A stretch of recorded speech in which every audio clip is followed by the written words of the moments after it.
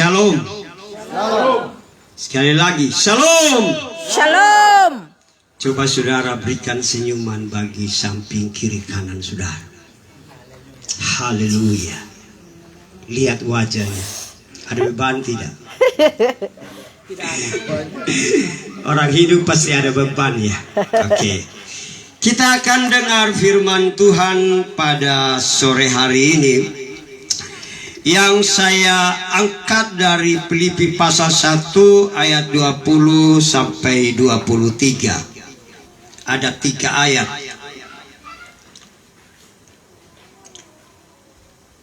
Filipi pasal 1 ayat yang 20 sampai 23. Saya akan baca dan saya mohon saudara dengar firman Tuhan. Demikian bunyinya. Sebab yang sangat kurindukan dan kuharapkan ialah bahwa aku dalam segala hal tidak akan beroleh malu, melainkan seperti sedia kala, demikian pun sekarang Kristus dengan nyata dimuliakan di dalam tubuhku, baik oleh hidupku maupun oleh matiku. Ayat 21. Karena bagiku hidup adalah Kristus dan mati adalah keuntungan. Ayat 22. Tetapi jika aku harus hidup di dunia ini, itu berarti bagiku bekerja memberi buah. Jadi mana yang harus kupilih? Aku tidak tahu. Ayat 23, ayat yang terakhir dia bilang begini. Aku didesak dari dua pihak. Aku ingin pergi dan diam bersama-sama dengan Kristus. Itu memang jauh lebih baik. Demikian jauh pembacaan firman Tuhan. Yang berbahagia adalah saya dan saudara, yang ketika kita dengar firman ini bukan sebuah dongeng. Ini juga bukan sebuah cerita fantasi. Tapi ini sebuah kebenaran yang menyelamatkan. Ini sebuah kebenaran dari sorga, atau boleh saya katakan ini berita dari Sang Pencipta yang disampaikan oleh Paulus dan dituliskan buat kita di akhir zaman ini. Dan barang siapa yang mendengar perkataan ini, dia akan diselamatkan. Ini janji sorga bagi orang yang percaya. Jadi tidak ada mudah-mudahan di dalam kekristenan. Saudara percaya Yesus, selamat. Saudara percaya Yesus, dosamu diampuni. Amin. Jadi tidak ada cerita yang lain. Saudara, pada sore hari ini kita diberkati, merasa berbahagia, merasa bersukacita sekali bersama-sama dengan Bapak Berti yang sama-sama kita cintai dan hormati. Beliau merasa diberkati Tuhan. Beliau merasa bahwa tangan Tuhan tidak pernah tinggalkan hambanya. Dia tetap menyertai, dia tetap topang hamba Tuhan ini. Sehingga sampai di detik ini saudara, dia bukan menurun perjalanan hidupnya atau perjalanan karirnya, tetapi dia naik. Kenapa naik? Karena ada tangan yang tidak terbatas, tangan Sang Pencipta, sangat tangan yang memegang nafas hidup daripada manusia dan menentukan arah anak manusia itu akan kemana nantinya sejak dia dilahirkan di muka bumi ini. Kita akan dengar firman Tuhan pada sore hari ini, saudara, yang saya beri tema kecil, kesempatan yang dipercaya. Sekali lagi saya sampaikan firman Tuhan ini adalah temanya kesempatan yang dipercayai. Saudaraku di dalam Tuhan Yesus Kristus, saya akan mulai dari ayat yang ke-21. Saya akan baca sekali lagi. Karena bagiku hidup adalah Kristus dan mati adalah apa? Keuntungan. Jarang kalimat yang model seperti begini kita dengar. Tapi saya percaya pada sore hari ini, seberapa kita yang hadir di dalam undangannya dari Bapak Berti ini, saya rasa bukan saudara yang mau datang atau mungkin karena undangan dari beliau, tapi karena ada tangan Tuhan yang menuntun saudara untuk ada di tempat ini. Kalau Tuhan tidak izinkan kita ada di tempat ini, itu sudah di dalam skenario-nya Tuhan, bahwa tanggal hari ini engkau ada di tempat ini, engkau dengar firman Tuhan yang menentukan mati atau hidupnya saya dan saudara, yang menentukan engkau diberkati atau tidak diberkati oleh Tuhan.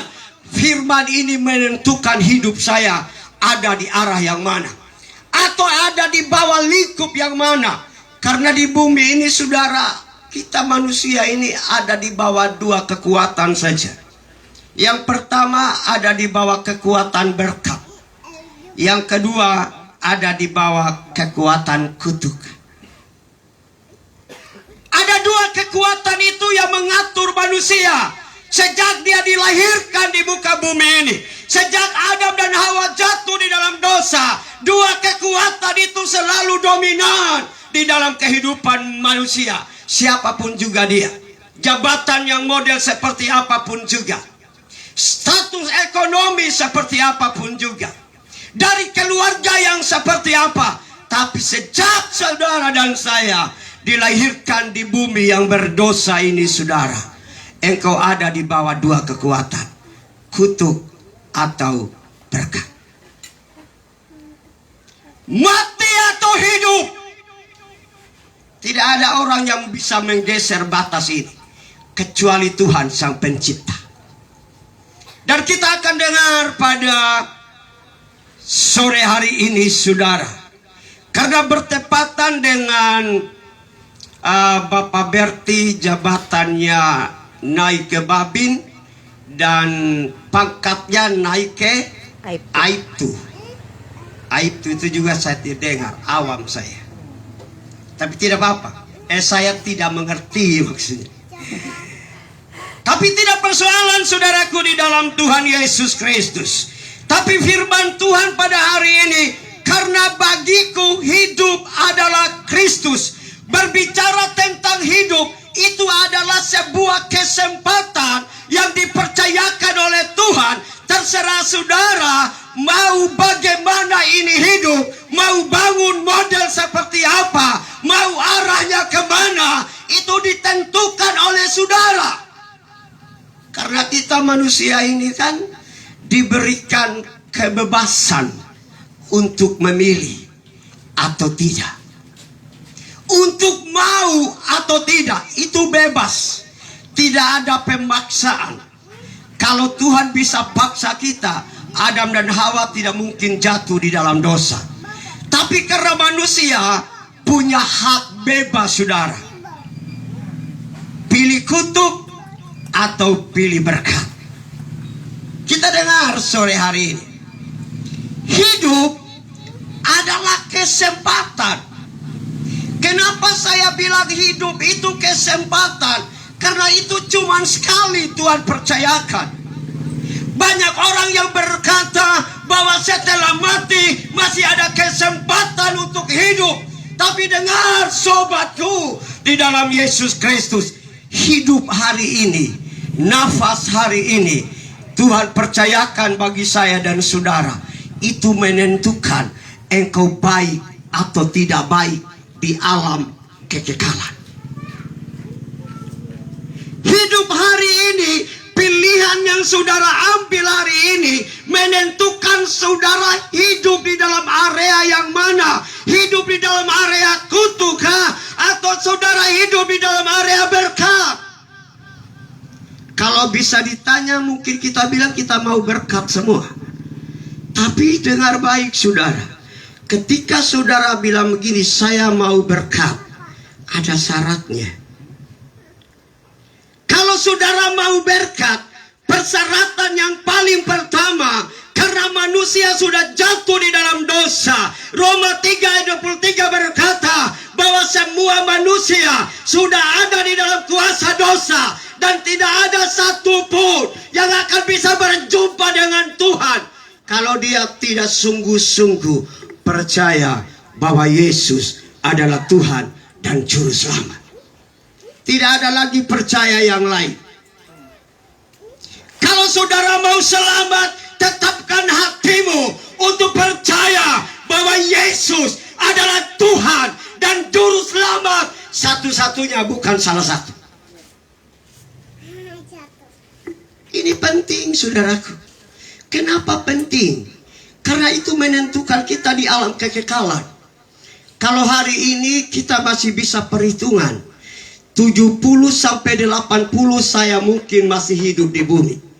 Setelah itu saya sudah masuk ke alam kekekalan. Artinya saya tinggalkan kemah tubuh ini. Dan roh saya yang pribadi saya yang sesungguhnya. Nah, hidupmu hari ini mau ditata sesuai dengan firman Tuhan, mau pilih dekat sama Tuhan, mau pilih untuk tetap percaya Tuhan, atau masih ada tetap percaya yang lain selain Tuhan. Hidup adalah Kristus. Mati akan menjadi sebuah keuntungan kalau selama saudara dipercayakan ini nafas di dalam raga ini, engkau tetapkan hati, hidup adalah Kristus. Apa artinya hidup adalah Kristus? Hidup adalah Kristus artinya saudara menaruh seluruh kehidupanmu hanya sama Tuhan. Tidak ada yang lain. Yang saudara andalkan Tuhan. Tidak ada kekuatan yang lain. Kita dengar kesaksian dari Bapak Berti tadi. Tidak ada satu sen pun uang yang keluar. Yang diandalkan siapa? Doa. Apa itu doa? Doa adalah hubungan pribadimu dengan Tuhan. Doa adalah jeritan hatimu yang engkau sampaikan kepada Sang Pencipta yang sesuai dengan firman-Nya. Dan Bapak Berti saya dengar kesaksiannya tadi berkata dia andalkan Tuhan. Memang di dalam andalkan Tuhan ini saudara, Tuhan itu tidak kelihatan. Tuhan itu tidak bisa diraba dengan tangan yang jasmani ini. Tuhan itu tidak bisa kelihatan di dalam kasat mata yang jasmani. Tapi Tuhan itu nyata. Saya kasih contoh. Siapa yang bisa lihat angin? Bentuk angin saudara bisa lihat? Kalau ada yang bisa lihat atau bisa gambarkan Bapak, bentuk angin itu begini. Saya mau belajar daripada saudara. Saudara, Tuhan itu tidak kelihatan. Tuhan itu tidak bisa dilihat dengan kasat mata jasmani, tapi dia nyata. Karyanya, kasihnya, anugerahnya. Siapa yang tidak bisa mati di muka bumi? Tidak ada. Banyak orang yang mereka bilang, kami mau cari kebahagiaan kalau kami mendapatkan uang yang banyak. Ada banyak contoh saudaraku di dalam Tuhan. Artis itu uang banyak, tapi kadang tidak bisa tidur. Apa artinya saudara? Dengan uang yang banyak tidak menentukan engkau bahagia atau tidak bahagia. Dengan harta yang banyak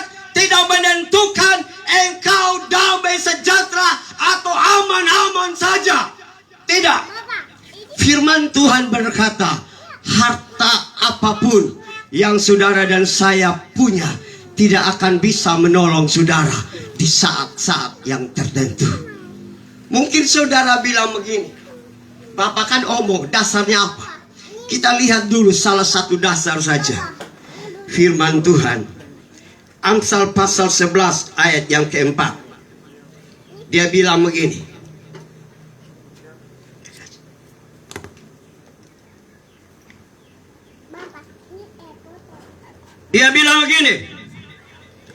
pada hari kemurkaan harta tidak apa saudara? Tidak berguna. Tetapi kebenaran melepaskan orang dari apa? Maut. Apa itu maut?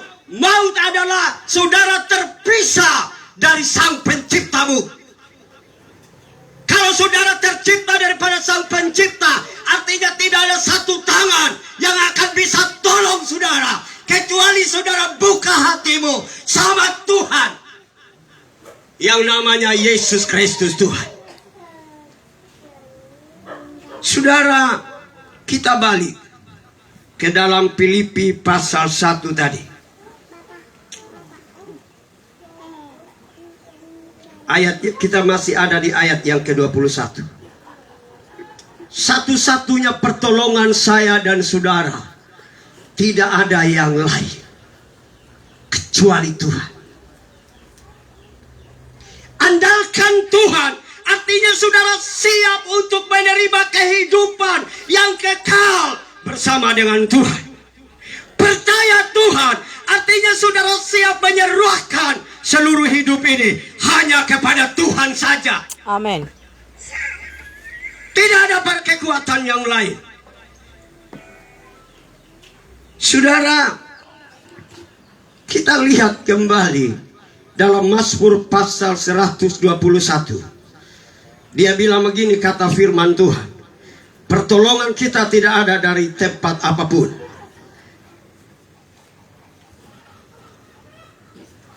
Ayat 1 dan 2.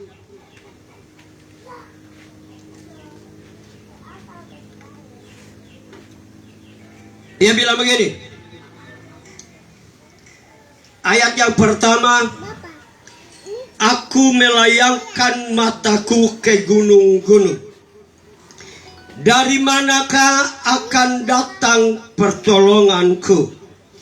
Ayat yang kedua, pertolonganku ialah dari Tuhan yang menjadikan langit dan bumi.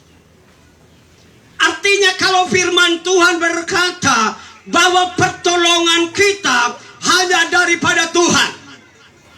Artinya kalau keselamatan kita hanya sumbernya adalah Tuhan. Kalau itu Tuhan yang menjadi sumber, pertanyaannya begini saudara, dengan siapakah engkau bersekutu di hari-hari hidup yang dipercayakan? Siapa yang engkau andalkan? Siapa yang engkau percayakan ini hidup? Saya bukan yang menjawab, hatimu menjawab, karena hanya Tuhan yang tahu dan saudara yang tahu. Kepada siapa saya percayakan ini hidup? Kepada siapa saya andalkan kekuatannya? Kepada siapa saya cari pertolongan? Adakah masih ada kekuatan yang lain saya cari daripada selain daripada Tuhan? Atau cuman hanya Tuhan saja? Ini penting saudaraku, karena tidak ada kesempatan yang kedua. Setelah saudara, saya sudah berumur 53. Kalau saya sampai 70, ya 17 lagi. Kalau saudara, tapi jarang hari ini, kok umur 45, 50 lebih, 30 lebih, orang sudah pergi. Artinya hari matinya kita tidak ada satupun yang tahu dan bisa prediksi. Hari lahir bisa diprediksi. Mungkin beda-beda 1 hari atau 2 hari. 9 bulan, 10 hari, saya ada di dalam kandungan mamaku. Bisa diprediksi. Tapi hari mati, siapa? Seorang yang bijak siapapun juga dia. Jangankan seorang profesor, tidak ada yang bisa memprediksi hari kematian. Kapan dia balik, kapan dia tinggalkan ini kemah tubuh, kapan dia berhenti bernafas, kapan dia harus jadi debu dan tanah. Tidak ada yang bisa prediksi itu, saudara. Kalau tidak ada yang prediksi, waktu hari ini Tuhan percayakan bagi saya dan bagi saudara. Untuk apa? Untuk menata ini pribadi.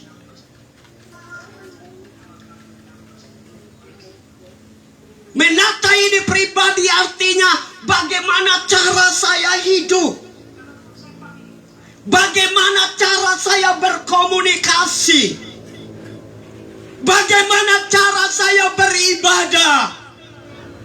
Apakah saya beribadah itu hanya secara rutinitas? Yang penting saya ke gereja, yang penting saya beribadah. Untuk urusan hidup setelah ibadah, itu bukan urusan Tuhan, itu urusan pribadi.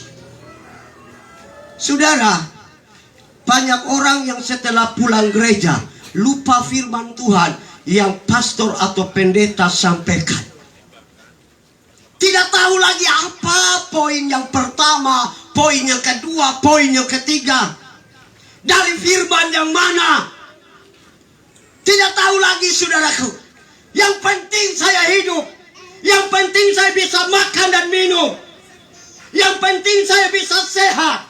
Tapi dengar, saudara, sumber segala-galanya adalah Tuhan. Kita baca Roma 11 ayat 36. Tuhan adalah sumbernya. Roma 11 ayat yang ke-36. Yang paling terakhir. Dia bilang begini. Sebab segala sesuatu adalah dari Dia. Dia di situ dia besar, artinya Tuhan. Dan oleh Dia dan kepada Dia, bagi Dialah kemuliaan sampai selama-lamanya. Dari Dia, oleh Dia, dan kepada Dia. Artinya saudara datang karena Tuhan yang membentuk saudara dalam rahim ibumu. Setelah engkau lahir, ujungnya juga engkau pasti kembali kepada Tuhan. Engkau akan pertanggungjawabkan dari awal sampai akhir engkau hidup di bumi ini. Tidak ada diwakili. Yang tidak bisa diwakili di muka bumi ini, yaitu perkawinan. Tidak bisa diwakili. Yaitu yang kedua, hari kematian. Tidak bisa diwakili. Tidak bisa lu saja yang mati, saya bangun dulu. Tidak ada, saudara. Tidak bisa diwakili. Atau hari pernikahan, atau hari perkawinan. Lu saja yang wakili saya masih di kamar mandi. Tidak bisa, saudara. Artinya ada sesuatu di bumi ini yang saudara dan saya tidak bisa wakili, kecuali saudara pertanggungjawabkan secara pribadi sama Tuhan yang engkau sembah. Besar atau kecil, engkau selama di bumi engkau menyembah kepada siapa? Engkau istri tidak bilang, lu saja mah, lu saja yang berdoa, saya kan bapak cari hidup ini kan. Nanti mama sampai di gereja, doa baik-baik buat saya supaya saya sehat, kau dapat rumahnya. Tidak bisa begitu. Keselamatan tidak bisa diwakili. Istri saya tidak bisa berkata, bapak biar saya saja. Tidak bisa, saudaraku. Keselamatan itu pertanggungjawabkannya di hari pengadilan nantinya. Pribadi lepas pribadi. Anak tidak bisa bertanggung jawab dengan ayahnya, atau ayahnya tidak bisa bertanggung jawab dengan mamanya. Tidak bisa pribadi sama Tuhan. Jadi saudaraku, di dalam Tuhan Yesus Kristus Allah kita yang hidup, Dia cinta saudara dan saya. Karena Dia dia cinta saudara dan saya, makanya dia rela tinggalkan sorga. Dia datang di bumi ini untuk menjalani jalan Via Dolorosa. Hanya untuk satu, supaya saudara diselamatkan daripada kutuk dosa tadi yang saya bilang dari awal tadi. Dan saudara dipindahkan ke dalam berkatnya Tuhan. Lebih baik hidup di dalam berkatnya Tuhan daripada hidup di dalam kutuknya Tuhan. Engkau bisa berpindah daripada kutuk ke dalam berkat, kecuali engkau menaruh iman dan percayamu hanya sama Tuhan Yesus. Pernah saya masih sejak dari kecil saudaraku di dalam Tuhan. Saya kalau boleh dibilang dulu hari ini sudah ditangkap Tuhan. Kalau boleh dibilang, kalau bilang rajanya munafik itu saya. Curi tidak pernah polisi dapat saya sudah. Kenapa? Ada satu saya punya taktik dulu. Saya juga curi, tapi curi di dalam rumah sendiri. Ketika saya curi saudara, taktik saya apa? Saya yang paling super aktif. Untuk apa? Cari. Setan punya kerja itu. Mungkin bapak polisi dong hari ini ya. So tahu taktik ini. So tahu kok. Kalau ada dalam satu kejadian apalagi pencurian, dia super paling aktif. Perlu diselidiki. Itu pengalaman hidup. Pengalaman Pak Polisi. Saya pernah curi teman saya punya, saya berdosa sekali. Dia hanya kumpul 500.000 rupiah di celengannya saudara, supaya dia bisa lanjut sekolah. Tapi karena saya juga kepepet, saya pulang duluan dari sekolah. Saya sudah tahu dia punya uang itu simpannya di lote. Saya buka pintu, saya lihat ke atas, ada makanan yang bersiap. Saya naik ke loteng, saya angkat celengannya berat banget. Lalu saya ambil uangnya. Sampai hari ini dia belum tahu siapa curi-curinya. Kami cari semua bapak yang kami tinggal itu saudaraku. Yang tidak mau cari, jangan sampai kamu yang ambil. Karena saya super aktif. Munafik saudara. Ada satu kali bahwa di kampung saya itu ada satu dukun yang terkenal. Saudara dengar baik-baik ini, jangan mau ditipu setan. Satu kali saudaraku di dalam Tuhan, saya sengaja sakit perut dan saya berguling-guling seperti orang gila. Tidak waras lagi. Lalu keluarga bawa saya ke dukun. Singkat katanya begitu. Bawalah ke dukun ini saudara. Masih keluarga juga. Karena sistem kami orang Sabu itu ada satu besi yang ujungnya tajam. Kalau bapak tua sudah tongkat dengan tiang yang tengah rumah, lalu dia mulai mata bertajam ke orang-orang yang ada di situ. Artinya kau siap sudah. Saya bilang omong kosong kau tidak tahu saya pun sakit. Saya munafik gitu. Lalu dia bilang begini saudaraku di dalam Tuhan. Aduh cucuku, kau sakit ini, itu bapak tua yang di sana itu santet kau. Saya dalam hati karena saya masih berontak. Oh, tipu dia.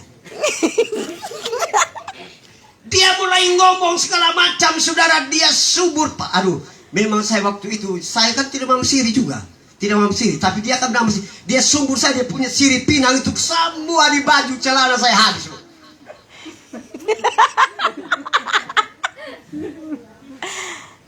Tidak ada yang benar dia punya omong. Tidak ada yang, karena memang saya bukan karena saya tahu dia dukun ini.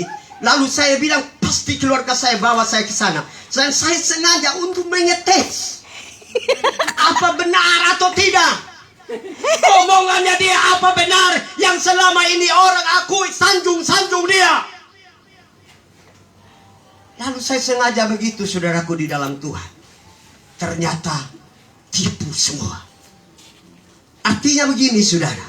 Saudaraku yang kena sakit, yang apa saja saudara alami dalam hidupmu, dan engkau butuh pertolongan. Ada pastor, ada pendeta, ada hamba-hamba Tuhan. Dukun putar balik.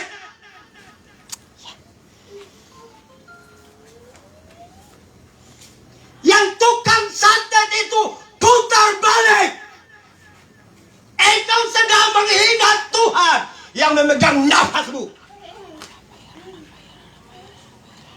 Dengar baik-baik, saudara. Hati-hati dengan apa yang kita percaya. Hari ini saya sampaikan bagi saudara, sebagai hamba Tuhan yang sedang berdiri di dalam otoritas firman Tuhan, saya sampaikan khususnya di saudara-saudaraku yang ada di kampung ini mungkin, atau yang datang dari luar.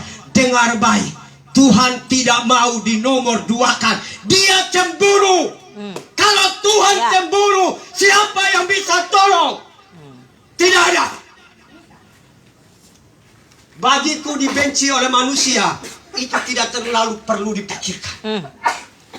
Tapi kalau aku tidak berkenan di hadapan Tuhan, itu 1000 kali harus dipikirkan. Kenapa? Dia yang menentukan hidupku dari dunia sampai akhirat. Dia yang pegang nafasku. Dia yang mengatur langkahku.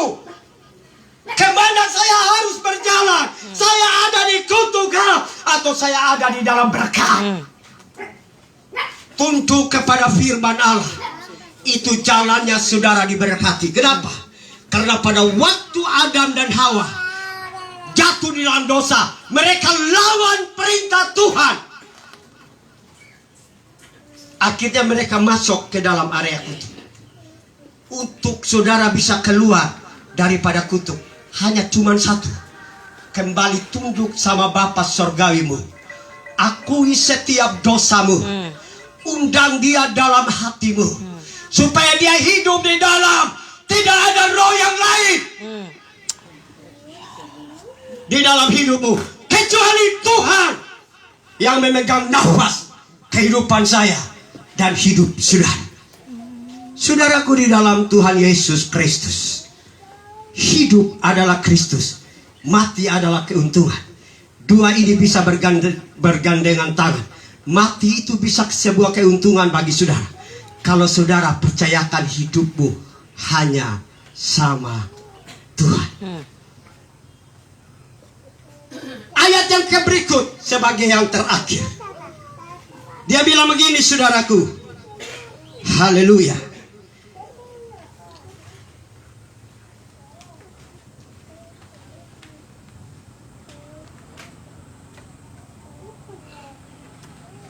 Ayat yang ke-22. Tetapi jika aku harus hidup di dunia ini, itu berarti bagiku bekerja apa? Memberi buah. Bagaimana caranya kita menatap ini hidup yang saya bilang tadi? Ini jawabannya. Bagaimana engkau harus hidup?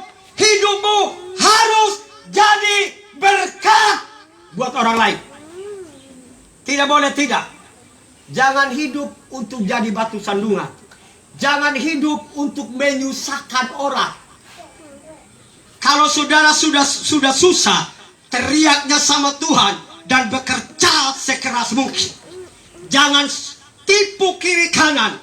Jangan susahkan orang lain. Kerja, berseru sama Tuhan. Hidup ini bisa membawa dampak yang baik bagi orang lain kalau di dalam diri saudara ada sumber berkatnya. Siapa sumber berkatnya? Kristus Tuhan kita. Yang saya bilang tadi, kalau saudara yang selama ini belum menerima Yesus sebagai Tuhan dan Juru Selamat, karena bapamu Kristen, karena mamamu Kristen, nenekmu Kristen, opamu Kristen, dan engkau dibaptis dan engkau turut menjadi orang Kristen, tapi tidak pernah berjumpa dengan Tuhan secara pribadi, tidak pernah mengalami pertolongan Tuhan secara pribadi, dengar, malam hari ini adalah kesempatan emas bagi saya dan saudara. Terima Yesus sebagai Tuhan dan Juru Selamat. Tidak ada jalan yang lain menuju ke surga. Yohanes 14 ayat yang ke-6. Kita baca sama-sama. Yohanes, lagi sedikit saya selesai, saudara. 14 ayat yang ke-6. Dia bilang begini, kata Yesus kepadanya, akulah jalan, kebenaran dan hidup. Tidak ada seorang pun yang datang kepada Bapa kalau tidak melalui siapa?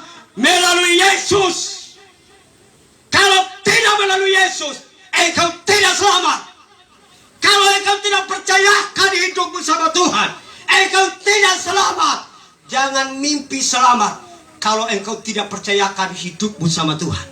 Jangan mimpi selamat kalau dia belum hidup di dalam pribadimu, yang akan bisa melumpuhkan maut, kutuk, kuasa dosa yang ada di dalam dirimu. Dan dia pindahkan saudara di dalam satu kerajaan anaknya yang kekasih, yang namanya Yesus Kristus, Tuhan dan Juru Selamat kita. Jadi saudaraku, di dalam Tuhan Yesus, kalau di agama-agama yang lain mungkin tidak menjanjikan kepastian, tapi khususnya di dalam agama Kristen Protestan dan Kristen Katolik, siapapun yang percaya Yesus satu-satunya Juru Selamat, dia pasti selamat. Amin. Amin. Tidak beda. Protestan dan Katolik ini cuma beda kamar. Satu iman, satu percaya, Yesus adalah Tuhan dan Juru Selamat. Yang membedakan kita apa? Keputusan pribadi. Di dalam Protestan saja yang membedakan antara satu dengan yang lain, percaya Tuhan sungguh-sungguh atau tidak, surga atau neraka, keputusanmu secara pribadi untuk menerima Dia sebagai Tuhan dan Juru Selamat.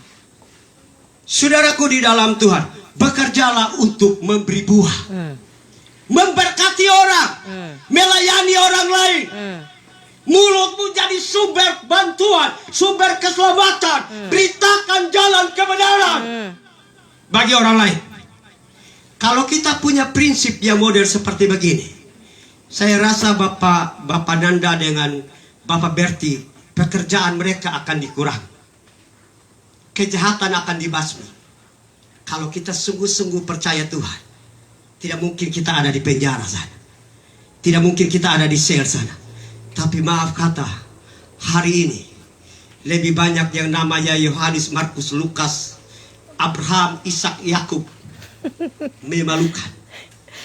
Yang ada di penjara sana, yang di rutan sana, cuma nama-nama ini. Sebab saya pernah pergi, saudara. Mereka bilang, aduh, saya curi ini Bapak. Kristen. Jadi saudaraku di dalam Tuhan Yesus Kristus, malam hari ini saya tidak terlalu panjang berbicara, karena kita masih ada acara yang lain.